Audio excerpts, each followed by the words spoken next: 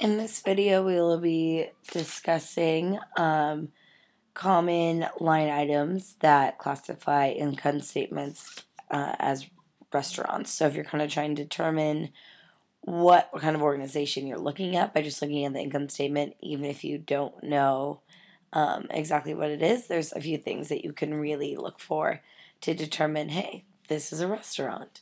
So we'll be looking at Chipotle Mexican Grill's income statement, just to use some examples from it, and it'll provide some things that we should all be looking for when trying to determine if this is indeed a income statement from a restaurant. So the first thing is food and beverage needs to be a very high, most likely the biggest number.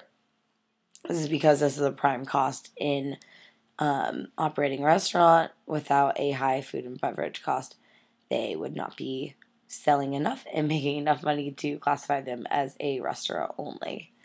Another thing that all restaurants will have is a labor line, which is most likely going to be the second biggest line, depending on their lease and everything too. Sometimes leases are expensive, but for the most part, restaurants will be spending the second most money on labor. That is because without hourly labor, they will not be able to carry on making things, using up that food and beverage expense to produce revenue. Another thing is this does depend on if the restaurant is owned and operated versus franchised, but you will see occupancy fees. So Chipotle's are all owned. They're not franchised.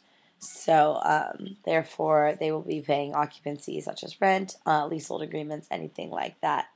And that is why that line will show up. And then it would be different if it was a franchise restaurant. They'd be paying more franchising fees. You would see that on a different line item and a different expense.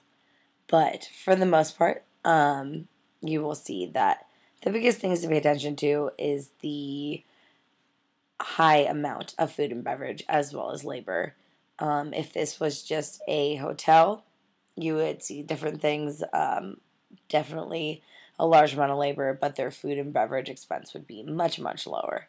And so I hope that kind of helps you look into future income statements when you're trying to draw conclusions about them and figure out what kind of company you're looking at.